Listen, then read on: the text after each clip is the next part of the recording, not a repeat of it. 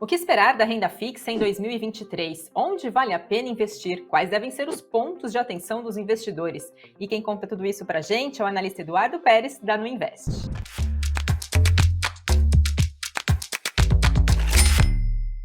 Oi, Edu, bem-vindo à edição desse domingo do Analistas em Ação. Oi, Fabi, muito obrigado por me receber de volta aqui. E vamos falar sobre o que aconteceu no ano com a renda fixa. Foi uma montanha-russa de emoções para todo mundo, para todos os lados, a toda hora, e quase todos os dias. Então vamos ver os principais pontos e até falar um pouquinho do que a gente pode esperar, se é que a gente consegue esperar alguma coisa nessa loucura aqui que tá para 2023.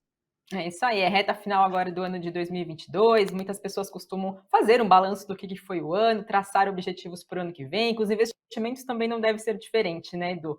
E a gente vai fazer aqui uma rápida retrospectiva, então, do ano de 2022 para a renda fixa e também de perspectivas agora para o ano de 2023. E como o Edu bem comentou, né, foi uma montanha-russa aí de emoções. Acontecimentos não faltaram que impactaram essa modalidade de investimentos. A gente teve, por exemplo, no início do ano, a eclosão da guerra entre Rússia e Ucrânia. A gente teve inflação batendo recorde em diversos meses, tivemos também deflação, a taxa básica de juros, a taxa Selic em trajetória de alta aí no decorrer desse ano de 2022, eleições aqui no país que também mexeram com as perspectivas sobre o rumo dos juros brasileiro.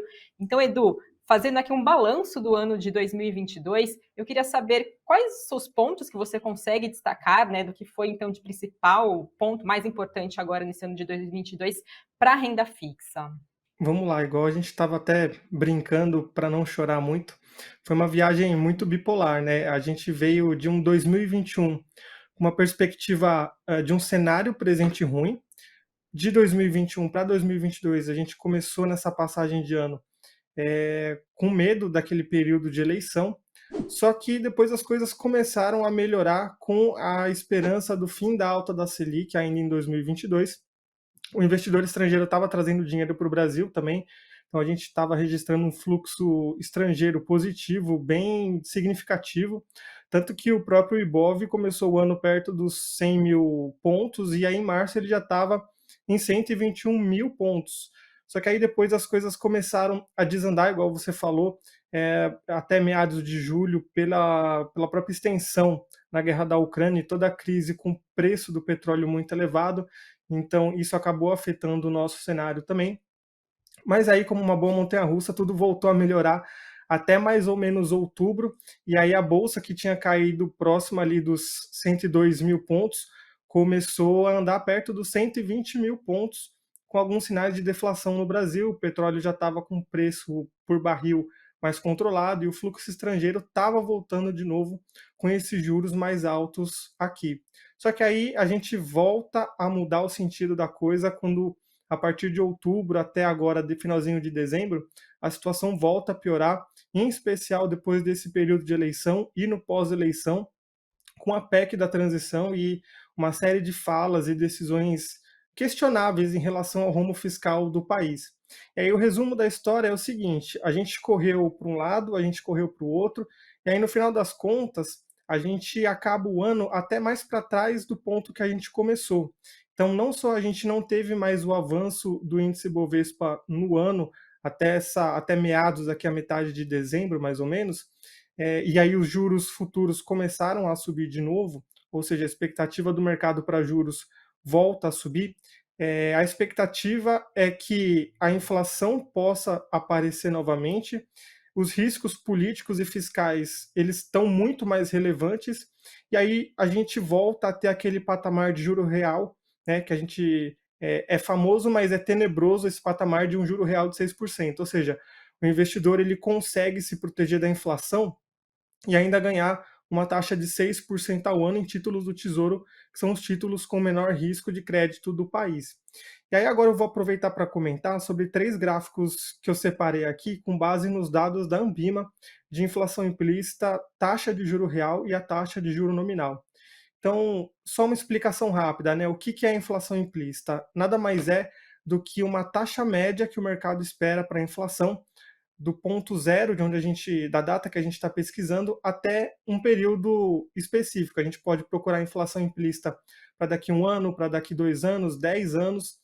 A gente vai ver também o que é a taxa de juro real, que é o que rende acima da inflação, e também o que é a taxa de juro nominal, que é o que a gente chama de taxa pré-fixada. Então, no mercado financeiro, a gente sempre considera que a taxa de juro nominal, que é aquela taxa que a gente vê num título pré-fixado, ela já tem que englobar as expectativas dos investidores para essa inflação implícita que a gente comentou, mais essa taxa de juro real, porque o investidor ele vai querer ter um ganho real acima da inflação. Então a gente vai ver aqui as expectativas do mercado para três datas diferentes para essas três variáveis. Então a primeira data é do dia 10 de janeiro, depois no dia 3 de agosto, e aí a última é agora para o dia 13 de dezembro de 2022. Então, dando uma olhada na imagem aqui, a primeira que a gente pega é da inflação implícita. O que a gente percebe é que na linha em azul, que é a linha referente a janeiro, o mercado tinha uma expectativa ali embaixo, se a gente vê esses números 1, 2, 3, 4, indo até o 10, são os anos, né? A gente normalmente mede em dias úteis, mas eu coloquei aqui o prazo em ano. Então o mercado esperava para um prazo dali um ano uma inflação implícita próxima de 6%, 5,99%, e aí ela ia melhorando conforme o tempo ia passando, tá? Essa média do que o mercado espera ia caindo para próximo de 5,6%, que não é uma maravilha, mas é muito melhor do que 12, 14%, que é o que a gente teve de taxa de inflação aproximada. Só que aí, indo um pouquinho para agosto, a gente já percebe que essa curva da inflação implícita, ela deu uma mudada. Então o mercado começou a esperar uma inflação maior no curto prazo, e isso por conta ainda das extensões ali de tudo que acabou sendo gerado com a guerra na Ucrânia e o preço do petróleo. Só que o mercado também esperava que entre o segundo e o terceiro ano, até mais ou menos o quarto, a inflação média fosse dar uma melhorada, e aí depois ele seguia uma trajetória ascendente. Só que agora em dezembro, a gente até vê nessa linha vermelha que o mercado ele está ou sem parâmetro no momento, com essas negociações do que ele espera para a inflação implícita, ou então ele está realmente esperando que a inflação no Brasil vai ficar acima de 6,5% eternamente, né? Porque a gente está vendo aqui até o prazo de 10 anos. Isso aqui é uma notícia ruim para a gente encerrar o ano, né? Então, é uma mudança muito alta de expectativa de inflação. A gente passando agora para o segundo gráfico, que é o gráfico do que a gente chama de curva do juro real, que é o que, se a gente tirar o componente de inflação dessa jogada, comparar com o pré-fixado, essa diferença entre o pré-fixado e a inflação que a gente espera vai ser o que a gente chama de juro real, que é, igual eu já falei, o que rende acima da inflação. No começo do ano, o mercado cobrava de títulos do governo uma inflação, um juro real próximo ali de 5,7%, e depois ele ia se acalmando para 5,4% até o prazo máximo de 10 anos. Já em agosto, o mercado já teve uma mudança de perspectiva para esse juro real, então ele começou a cobrar mais juros para prazos mais curtos, né? Então a taxa mais curta ali começou em 6,9% e depois ia caindo, ou seja, o mercado via um risco, e aí lembrando que juro mais alto significa risco mais alto, traduzindo, ele era traduzido muito mais forte no curto prazo do que no longo prazo nesse momento. E aí a gente vai para dezembro, a gente encontra essa linha vermelha começando já em 7% e o mercado cobrando esses juros reais de pelo menos 6% em todos os prazos. Então é por isso que quando a gente abre o site do Tesouro ou da corretora, a gente encontra título do Tesouro, a NTNB, que é o Tesouro IPCA+, pagando IPCA mais 6% para praticamente todos os vencimentos. E aí a gente vai agora para o terceiro e último gráfico, que é o gráfico da curva pré, ou seja, é a curva de juros que a gente chama aqui, pode ser a curva DI, pode ser a curva pré-fixada, não tem problema do nome. Então, essa aqui é a que fica mais aparente da gente ver como que a gente foi afetado com essa mudança de perspectiva. Lá em janeiro, os títulos pré-fixados para 1 ano, 2 anos, 3 anos estavam ali entre 12,2% até 11,5%, e depois eles iam caindo porque era a expectativa que o mercado tinha, que a inflação fosse ficar um pouquinho mais controlada e os juros reais fossem ficar mantidos em níveis mais estabilizados. Já em agosto, a gente percebe que deu uma mudança bem significativa aqui no curto prazo. Então, para 1 ano, as taxas já subiram para 13,36%. E agora, no final do ano, o mercado já mudou praticamente todas as perspectivas de médio, curto e longo prazo, então a gente pega ali taxas de quase 14% em quase toda a curva, e na ponta mais curta, ali nos vencimentos mais curtos, já tem taxas em 14,02%. Então, igual eu falei, juros se traduzem em risco. Quanto maior o risco que o credor oferece, maior é o juro que o investidor, que o credor daquela dívida vai exigir do tomador da dívida. Então, a gente encerra aqui 2022 com um cenário não tão otimista, mas é claro que a gente tem que entender como que isso abre oportunidades para a gente, tanto em bolsa como na renda fixa. E aí a nossa missão aqui é passar um pouquinho dessas perspectivas para os próximos meses. É isso aí, Edu, e como você muito bem explicou as perspectivas para a taxa de juros, né, os juros brasileiros, a gente lembra que os investimentos em renda fixa sofrem influência direta, né, da taxa básica, a taxa Selic, que é utilizada como referência para o pagamento de juros. E antes das eleições aqui no país, a gente viu o mercado tendo uma perspectiva para a taxa Selic com o início de um movimento de queda, provavelmente ali em meados da metade do ano de 2023, depois da eleição, então, de Luiz Inácio Lula da Silva para a presidência do país e perspectivas de aumento de gastos, essas perspectivas em relação à taxa básica de juros mudaram, né? Então agora a gente vê o mercado já projetando que esse ciclo de queda vai demorar um pouco mais para acontecer a taxa básica de juros aqui no país. E recentemente a gente teve a última reunião do Copom, que decidiu então pela manutenção da taxa básica de juros em 13,75% ao ano, e acabou destacando na alta que o estímulo fiscal pode impactar mais a inflação e também atingir os juros neutros. Edu, na sua avaliação, o que fica de perspectiva, então, para a Selic e para a renda fixa agora para o ano de 2023? Tudo indica que ela vai subir mesmo em 2023, isso porque os investidores que compõem o mercado, eles apostam nessa alta. E aí, como os títulos do Tesouro Nacional ficam sujeitos a esses retornos exigidos pelos investidores, porque só simulando aqui de uma maneira mais do dia a dia, né? Quando a gente precisa de dinheiro, a gente vai em um banco, por exemplo, e solicita um empréstimo. Mas não é a gente que determina a taxa que a gente quer pagar no empréstimo, né? Senão a gente pagaria sempre 0%, né? Faz sentido. Então, na verdade, quem está emprestando dinheiro para a gente é que acaba determinando quais vão ser os juros que a gente precisa pagar. E aí cabe a gente aceitar ou não. No caso do Tesouro Nacional, no caso do governo, ele não tem muita opção a não ser emitir os títulos para financiar a diferença do que ele ganha com a arrecadação e o que ele gasta com aqueles gastos governamentais. Então, o que acontece é que os investidores percebem que o governo está ficando um pouco mais alavancado, né, ficando um pouquinho mais atrapalhado com as contas, então o mercado naturalmente vai exigir retornos maiores, porque se você for uma pessoa que está emprestando dinheiro para alguém, e aí você descobre que a pessoa está com problema de dinheiro ou ela pode ter uma dificuldade maior para te devolver aquela grana, você naturalmente vai querer um retorno maior. Caso contrário, você não faz dinheiro no mercado financeiro. Só que aí essas expectativas mais altas, elas preocupam o Banco Central porque ele precisa acalmar essas expectativas de que a inflação vai ficar mais alta. E aí, quando essas expectativas de longo prazo, em específico, elas ficam muito tempo no radar do Banco Central, ele precisa tomar controle da situação aumentando os juros, porque aumentando os juros, ele percebe que ele pode controlar a inflação no médio e longo prazo.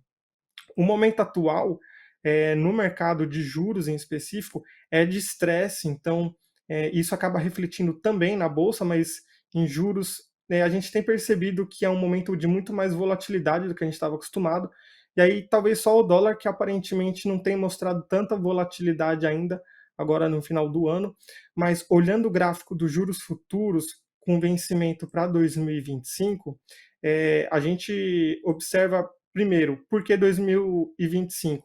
Porque é um contrato que ele coincide com o vencimento do tesouro pré-fixado, que é um tesouro pré de curto prazo, né? Na verdade, é o tesouro com prazo mais curto dentre os pré-fixados, e dá para perceber que as taxas nominais, que a gente já até explicou o que é aquela taxa pré mesmo, elas estão próximas de 13,8%, que é um dos retornos mais altos dos últimos anos para esse vencimento. Então, tudo indica que a gente está num momento muito decisivo e que nos próximos meses a gente pode ter clareza quanto ao novo rumo do cenário macro aqui.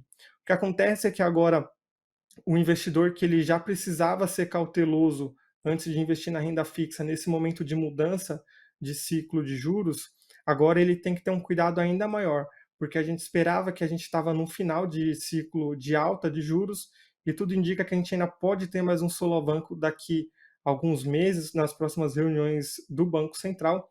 E o pior é que tudo isso a gente não consegue quantificar exatamente, porque não é uma coisa envolvendo, por exemplo, o nível de juro atual que vai resolver. Na verdade, tudo isso, toda essa volatilidade, ela é derivada de decisões envolvendo muito a parte política, que é uma variável difícil de se prever, ou então é uma variável que pode mudar muito rápido, fazendo com que a gente tenha muito mais volatilidade no mercado. E Edu, já que você comentou de cuidado aí, o que que precisa então estar no radar de quem investe ou quem deseja investir em renda fixa no ano de 2023?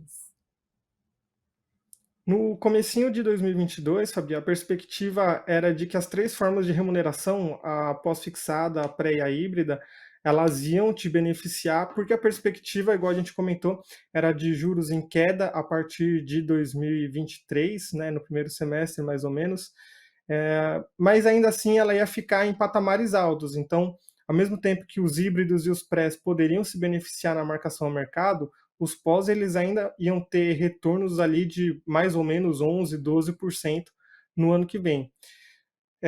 Mas aí, o que é interessante da gente saber é que tudo indica que com esses novos riscos que entraram no radar dos investidores, existe a capacidade de pressionar a inflação futura para cima. Por quê?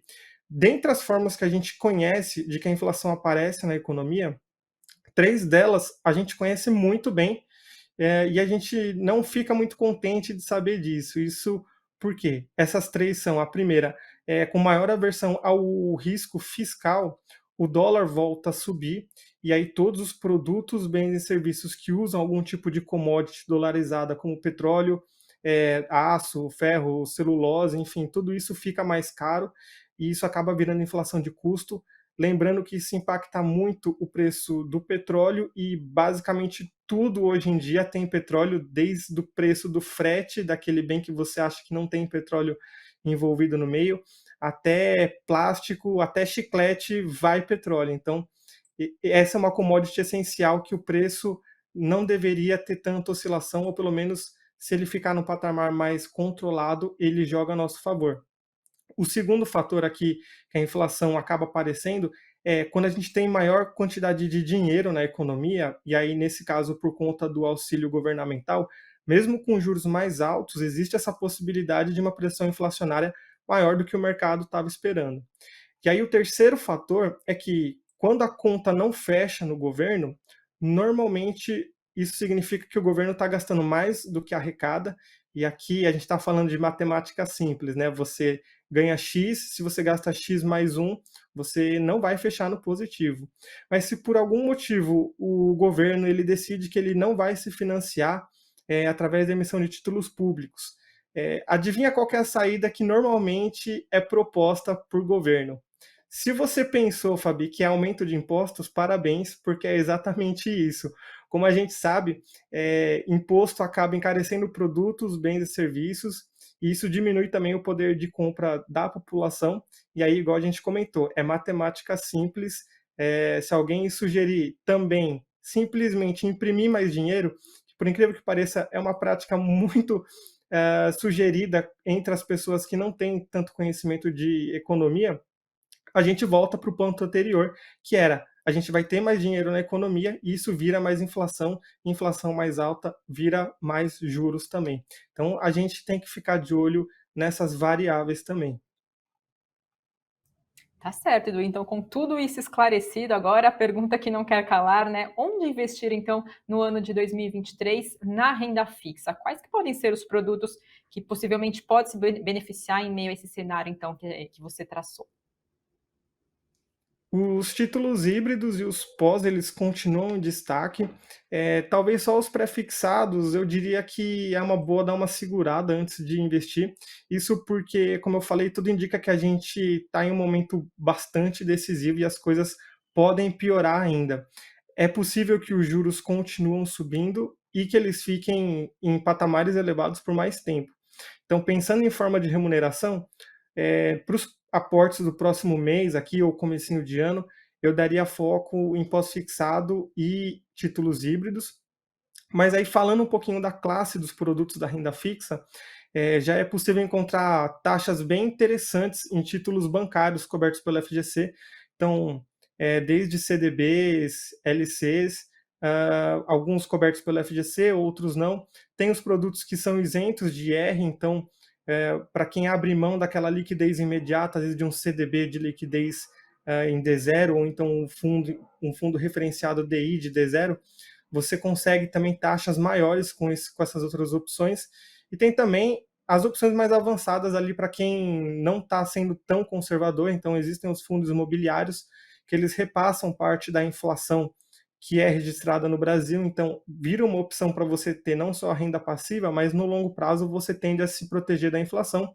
E também os FIINFRA, que é uma nova modalidade de fundo de investimento, mas assim como os fundos imobiliários, eles são instrumentos de renda variável e não de renda fixa, apesar deles terem papéis de renda fixa na carteira. Então, para o investidor, ele vai ter que sempre ponderar: será que vale a pena correr mais risco para ter um retorno um pouquinho maior? Uma coisa que é fato é que a régua continua alta, então os juros, né, a Selic, ela continua alta, pode subir mais um pouquinho, então retornos de todas as classes ficam mais interessantes na renda fixa, e aí é até natural a gente ver, às vezes, por exemplo, o Ibov até performando um pouquinho de lado, ou até tendo algum tipo de correção, porque é natural que os investidores procurem segurança no momento de juros mais altos. E Edu, não é porque a gente está tratando de renda fixa que ela não tem os seus riscos, né? Quais são os cuidados, então, que os investidores precisam ter? Isso aí, Fabi. Primeiro de tudo, é essencial a gente saber qual que é o investimento que a gente está fazendo. Mesmo que seja um CDB simples, você tem que entender primeiro o que, que é um CDB, qual que é a sua liquidez e também entender o que, que é liquidez, porque tem muito investidor que às vezes investe ali sem saber exatamente o que, que é liquidez no vencimento, liquidez diária, e aí quando precisa, às vezes, por algum imprevisto resgatar o dinheiro, acaba tomando aquele susto, né? Aprende da pior forma. E também entender que o prazo precisa combinar com o seu objetivo. Então, normalmente, as opções de renda fixa que têm um prazo mais longo vão entregar uma rentabilidade maior, mas às vezes não faz tanto sentido você ir sempre pela taxa. Faz muito mais sentido você pegar ali o produto e ver se ele se encaixa com o seu plano. Se o seu objetivo é a aposentadoria, você pode se dar o luxo de pegar um título mais longo. Se o seu plano não é de longo prazo, é um plano de mais curto, médio prazo, alguns anos, 5 anos, por exemplo, aí você já não pegaria um CDB de 10 anos, por exemplo, né? Aqui só dando uma simplificação. E também a gente tem que entender que existe o risco inerente do produto, igual a gente falou, né? Um CDB, ele vai ter o risco do CDB, mas às vezes você tem o risco do emissor. Então é um risco que extrapola um pouco só o tipo de produto. Por exemplo, em tese, um CDB coberto pelo FGC é mais seguro do que um CRI ou um CRA, que são os certificados de recebíveis do ramo imobiliário e do agronegócio.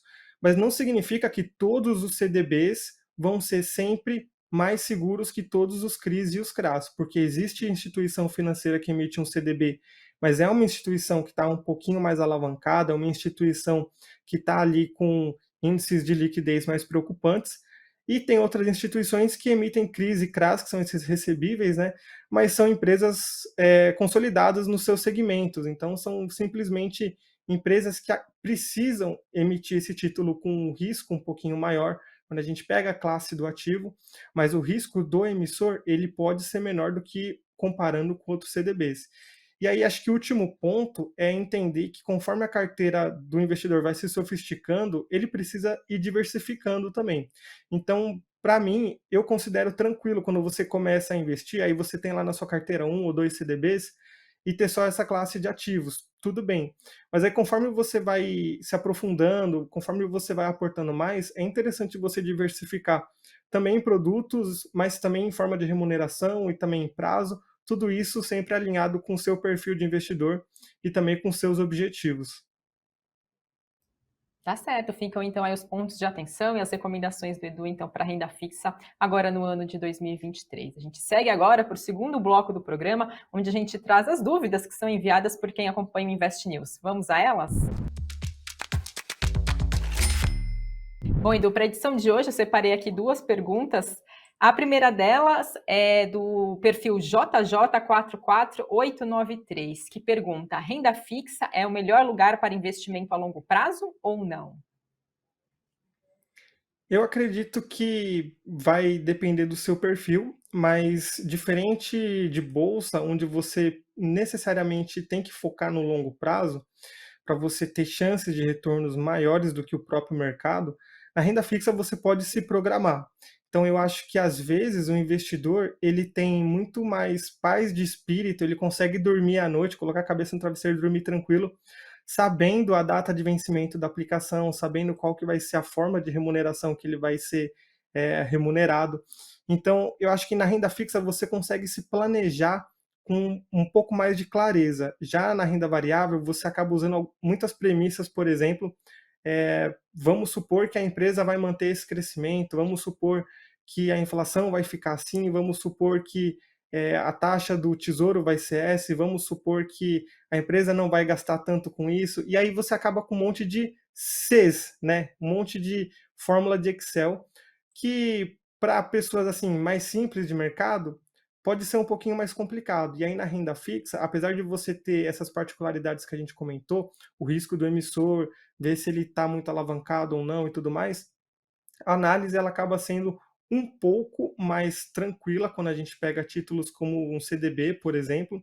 E aí você, igual eu falei, você pode ter desde o prazo em D0, ou seja, você põe a sua reserva de emergência hoje, mas você sabe que se você precisar para hoje ainda ou para amanhã, você consegue ali conciliar com bons produtos e ao mesmo tempo que você consegue pegar títulos de médio e longo prazo. Então, na questão de planejamento, a renda fixa ela te dá um conforto maior, mas aí você abre mão de parte da rentabilidade possível também. Outra pergunta que a gente recebeu foi do Rogério Feitosa e ele diz: o ETF LFTS11 pode ser utilizado em clube de investimentos como ações, tendo em vista a regra dos clubes de no mínimo 60% em renda variável? Então é uma boa pergunta. O ETF LFTS11 é um ETF que segue o Tesouro Selic, inclusive a gente comentou sobre ele no último Analistas em Ação, falando sobre renda fixa, exclusivo sobre ETFs de renda fixa.